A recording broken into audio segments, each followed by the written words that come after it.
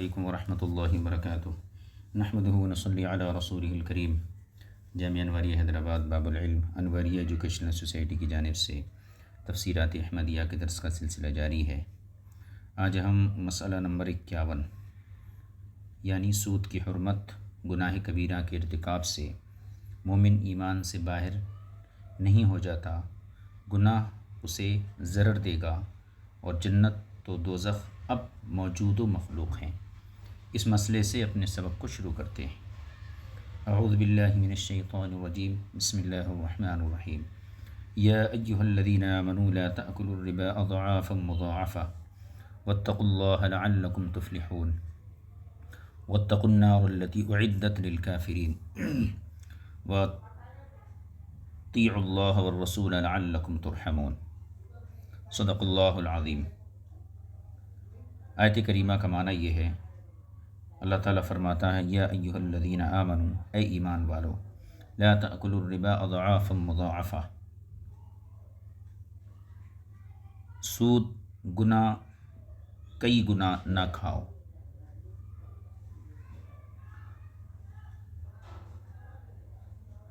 واتقوا اللہ لعلکم تفلحون، اور اللہ تعالیٰ سے ڈرتے رہو تاکہ تم فلاح پاؤ۔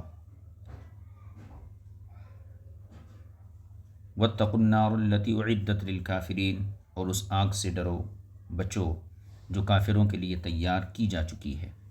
واطیعوا اللہ والرسول لعلکم ترحمون، اور اللہ اور رسول کی اطاعت کرو تاکہ تم پر رحم کیا جائے۔ یہ آیت کریمہ کا معنی ہو گیا۔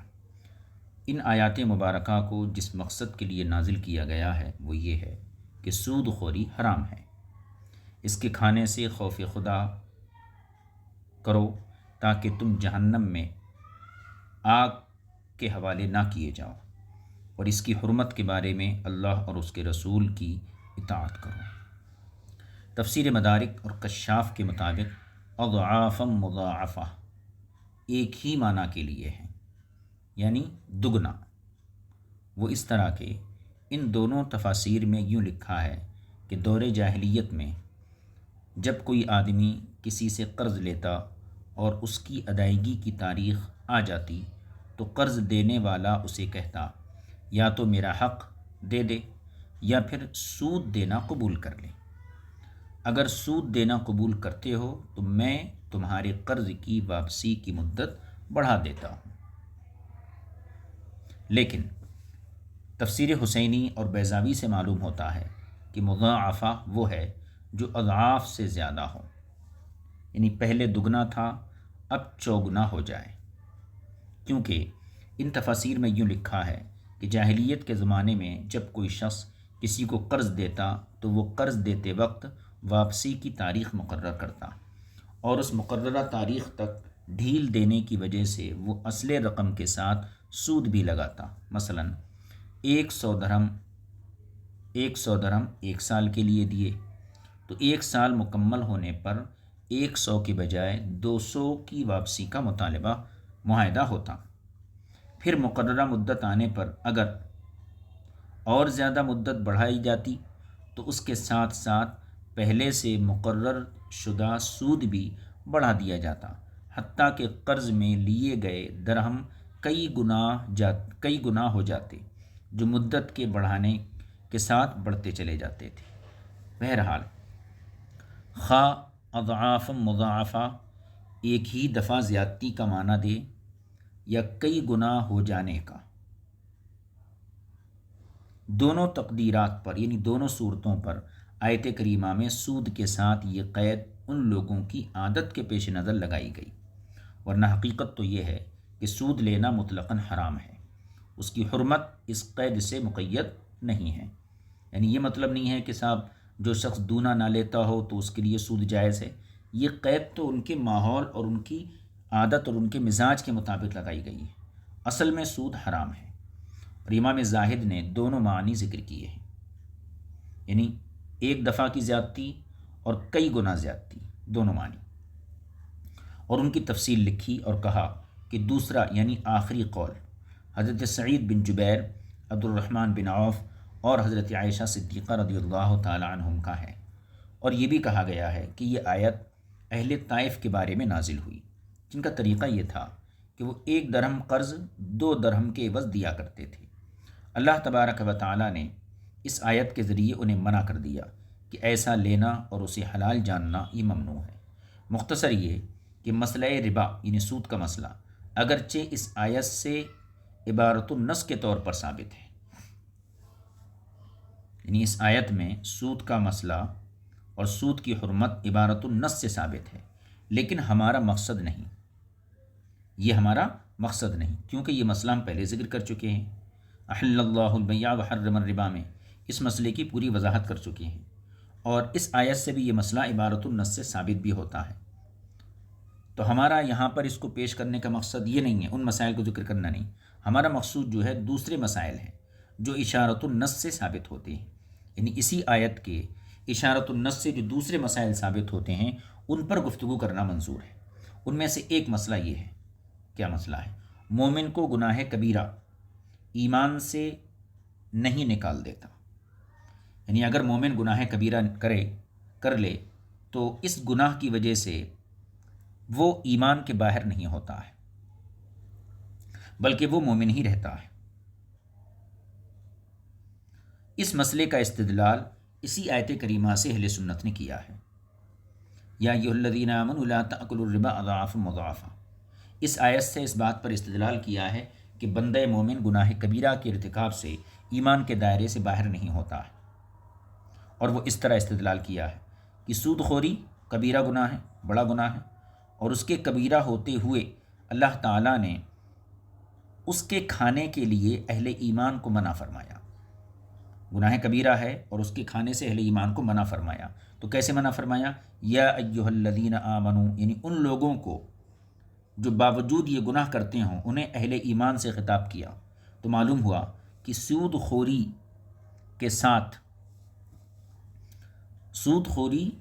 کے ساتھ ایمان باقی رہتا ہے۔ علامہ سعد الدین تفتازانی علیہ الرحمہ نے اسی طرح اسے ذکر کیا ہے، اور اس کی مثل اللہ تبارک و تعالیٰ کا یہ قول ہے، وَإِن طَائِفَتَانِ مِنَ الْمُؤْمِنِينَ اقْتَتَلُوا فَأَصْلِحُوا بَيْنَهُمَا، یہ سورہ حجرات کی آیت ہے۔ یہاں پر بھی دیکھیے کیا فرمایا گیا، اگر مومنوں کی 2 جماعتیں باہم قتال کریں، جنگ کریں، تو پھر ان کے درمیان اصلاح کرو۔ تو قتل مومن کا قتل یہ گناہ کبیرہ ہے۔ پھر اس فعل میں گرفتار جماعت کو، یعنی جس نے یہ عمل انجام دیا، جن لوگوں نے باہم ایک دوسرے کو قتل کیا، جدال کیا، انہیں جو ہے اس فعل میں گرفتار افراد کو، جماعت کو، اس گروہ کو مومن کہا گیا۔ تو معلوم ہوا کہ کبیرہ گناہ سے ایمان نہیں جاتا ہے۔ اس کی مزید تفصیل و تشریح انشاءاللہ تعالی اس کے اپنے مقام پر کریں گے۔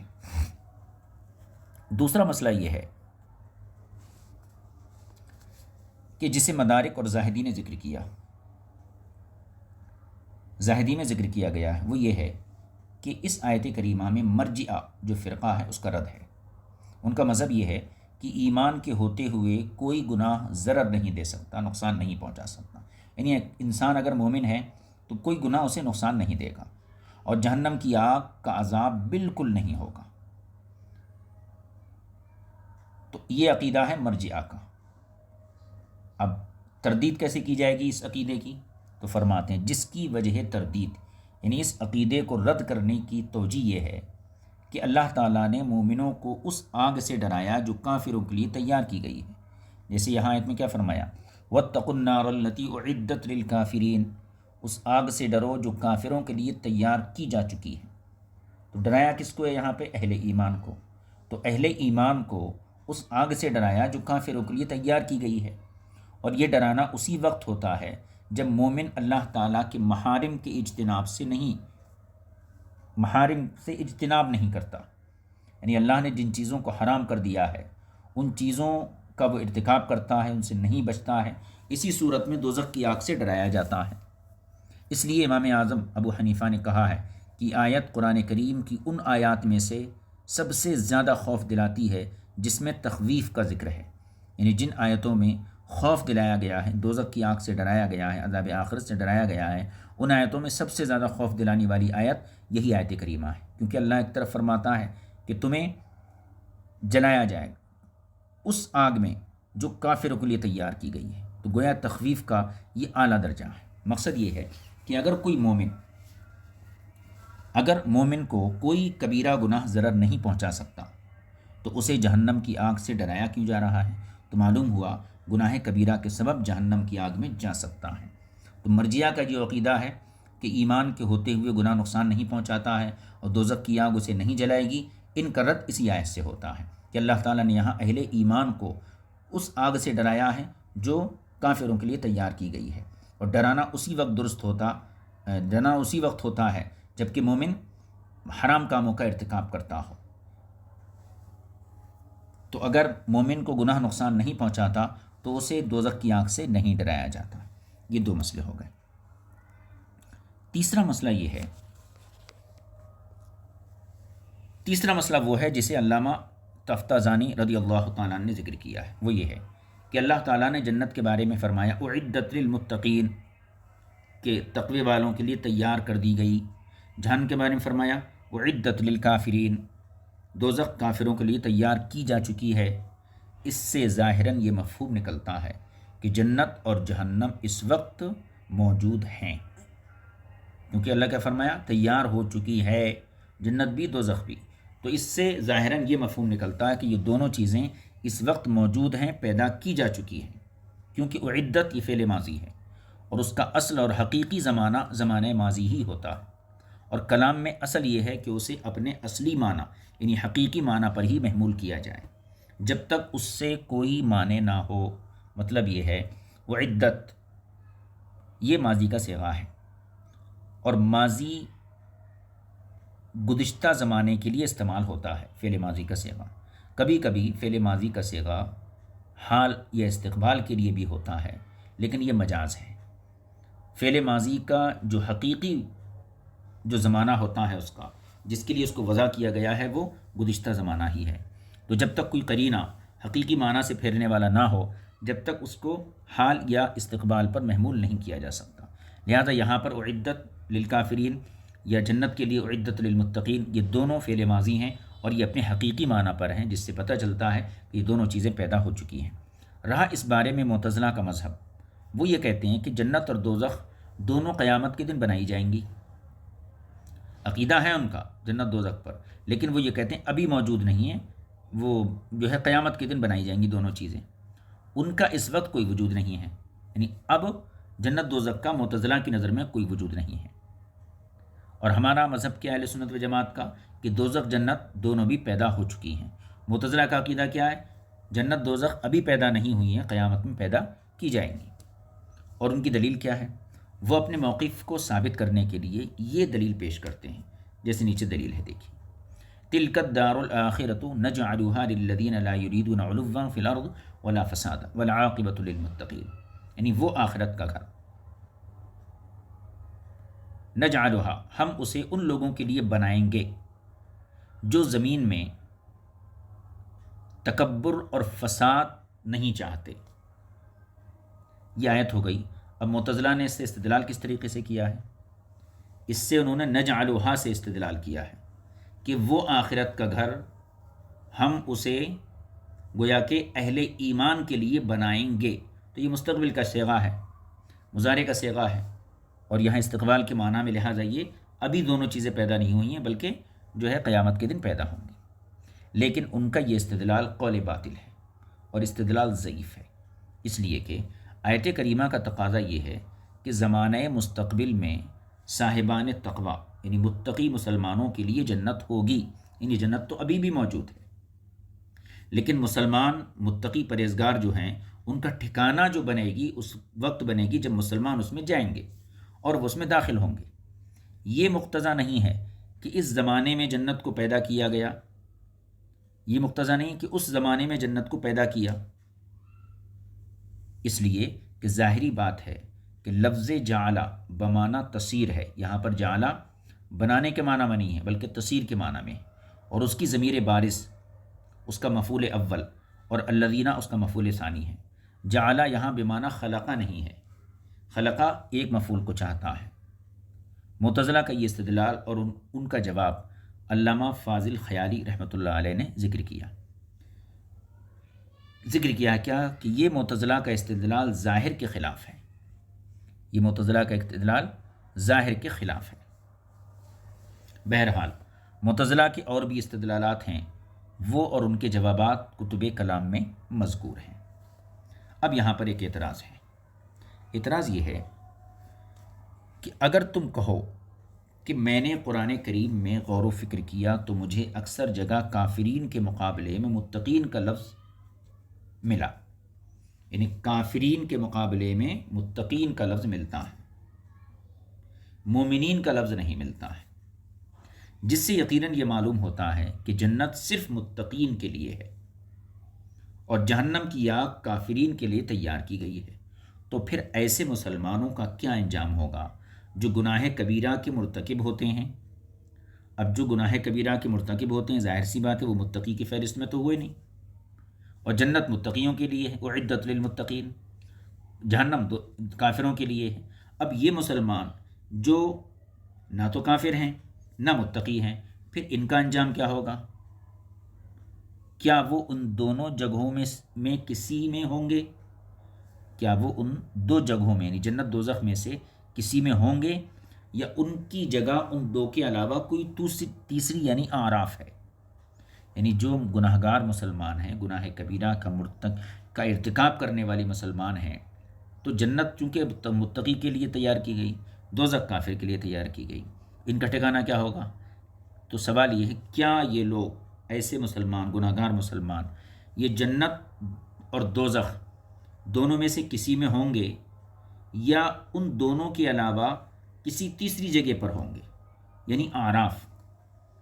تو آخر کہاں ہوں گے، ان کا انجام کیا ہوگا؟ یہ سوال ہے۔ اس کا جواب دیتے ہوئے فرماتے ہیں، جواب اس کا یہ ہے کہ اہل سنت و جماعت کے درمیان یہ بات مقرر، طے شدہ، ثابت شدہ ہے کہ کبیرہ کا مرتکب پہلے آگ میں داخل کیا جائے گا جبکہ وہ بغیر توبہ کے انتقال کیا ہو، اور وہاں اپنے گناہوں کی مقدار عذاب چکھے گا۔ جو بھی اللہ نے عذاب مقرر کیا ہے گناہوں کے حساب سے وہ عذاب برداشت کرے گا، پھر اس سے یعنی دوزخ سے نکال کر جنت میں داخل کر دیا جائے گا۔ رہی یہ بات کہ جہنم کفار کے لیے تیار کی گئی ہے، مومن مرتکب کبیرہ یعنی ایسا مومن جو کبیرہ گناہ کا ارتکاب کرتا ہے وہ کیوں کر داخل کیا گیا؟ یعنی جہنم تو کافروں کے لیے تیار کی گئی، پھر گناہ گار مسلمان اس میں کیوں گیا؟ تو اس کا جواب یہ ہے کہ کسی چیز کا کسی خاص کے لیے تیار کیا جانا اور کسی دوسرے کا اس میں بالتبع شریک ہو جانا، اس میں کوئی حرج نہیں۔ لہذا جنت بالذات متقین کے لیے تیار کی گئی ہے، اگرچہ اس میں غیر متقی مثلا گناہ گار، مومن، بچے، مجنو لوگ بھی داخل ہوں گے۔ اسی طرح آگ دوزخ دراصل اور بالذات کفار کے لیے تیار کی گئی، اگرچہ اس میں ان کے علاوہ کبیرہ گناہوں کے مرتکب بھی داخل ہوں گے، لیکن یہ لوگ یعنی کبیرہ گناہ کے مرتکب یہ لوگ آگ میں یعنی دوزخ کی آگ میں بالتبع داخل ہوں گے، اور صرف عقوبت سزا کے لیے انہیں ڈالا جائے گا۔ اور اگر مرتکب کبیرہ کو آگ کے بجائے جنت میں داخل کر دیا گیا تو یہ بھی بالتبع داخلہ ہوگا، کیونکہ جنت بالذات متقیوں کے لیے ہے اور یہ اللہ تعالیٰ کا فضل ہوگا۔ یہ اس وقت گفتگو ہوگی جب متقین سے مراد وہ شخص ہوں جو شرک سے بھی بچیں اور گناہوں سے بھی بچیں۔ اور اگر متقی کا عام معنی لیا جائے، متقی کا عام معنی کیا ہے؟ متقی کا یہ معنی کیا جائے کہ متقی وہ ہے جو صرف شرک سے بچا رہا، تو اس معنی کے اعتبار سے متقی اصل اور بالذات جنت میں داخل کیا جائے گا، کیونکہ متقی کے دو معنی بیان کیے گئے ہیں، ایک تو وہ جو شرک سے بچے، اور ایک وہ ہے کہ جو گناہ کبیرہ سے بھی اجتناب کرے۔ تو اگر متقی کا عام معنی لیا جائے صرف شرک سے بچنے والا، تو ایسی صورت میں جو ہے یہ بھی متقی ہوا، اس اعتبار سے یہ بھی متقی اصل ہوا، تو اصل و ذات کے اعتبار سے جنت میں داخل کیا جائے گا، اگرچہ وہ سیدھا جنت میں نہ بھی گیا بلکہ کچھ سزا بھگت کر داخل کیا گیا، جیسا کہ مدارک میں اس کی تصریح موجود ہے۔ رہی اعراف کی وادی، کہ اعتراض میں کہا گیا تھا کہ دوزخ تو کافروں کے لیے ہے، جنت متقیوں کے لیے ہے، تو پھر گناہ گار مسلمانوں کا ٹھکانہ کیا ہوگا؟ کہ جنت میں جائیں گے یا دوزخ میں جائیں گے یا پھر اعراف میں جائیں گے؟ تو اعراف کی جہاں تک بات ہے اس کے بارے میں فرماتے ہیں کہ رہی آراف کی وادی، تو خیالی کے حاشیے میں مذکور ہے، خیالی کتاب ہے، کہ اس میں وہ لوگ جائیں گے جن کی نیکیاں ان کی برائیوں کے برابر ہوں گی، نیکیاں اور برائیاں بالکل برابر ہوں گی، لیکن ان کا مال اور انجام جنت ہی ہوگا، یعنی بالآخر اللہ اپنے فضل سے انہیں جنت میں بھیجے گا۔ یہ اعراف وہ جگہ ہے جہاں مشرکین کے نابالغ بچوں کو رکھا جائے گا، چونکہ انہوں نے کوئی ایمان لائے نہیں وہ لوگ، اس لیے جنت میں نہیں جائیں گے، انہوں نے کفر شرک کیا نہیں، اس لیے دوزخ میں نہیں جائیں گے، تو ان کو اعراف میں رکھا جائے گا۔ یا ان لوگوں کے لیے ہے جو اس دور میں مرے جس میں کوئی پیغمبر اور رسول نہیں آیا، یعنی دو رسول اور نبیوں کے درمیان کا جو زمانہ ہوتا ہے، زمانہ فترت، اس دور میں جب گزشتہ نبی کی کوئی شریعت موجود نہیں ہے اور کوئی ہدایت کی روشنی موجود نہیں ہے، اس دور میں جو لوگ مرے تو وہ لوگ جو ہیں آراف میں داخل کیے جائیں گے، جسے زمانہ فترت کہتے ہیں۔ سورہ آراف میں اللہ تعالیٰ نے اس کا ذکر کیا ہے، انشاءاللہ وہاں مزید گفتگو اس پر کی جائے گی۔ یہ آیت کریمہ کے حوالے سے جو مسائل تھے مکمل ہو گئے، اور یہیں پر آج اپنے سبق کو ہم مکمل کرتے ہیں۔ آئندہ جو ہے مسئلہ نمبر 52 یعنی علم دین کی تعلیم اور خبر واحد کی حجیت کا بیان ہے، اس کو انشاءاللہ آئندہ درس میں شریک کیا جائے گا۔ صلی اللہ علیہ نبی کریم وآلہ وصحبہ اجمعین والحمد للہ رب العالمین۔ السلام علیکم ورحمۃ اللہ وبرکاتہ۔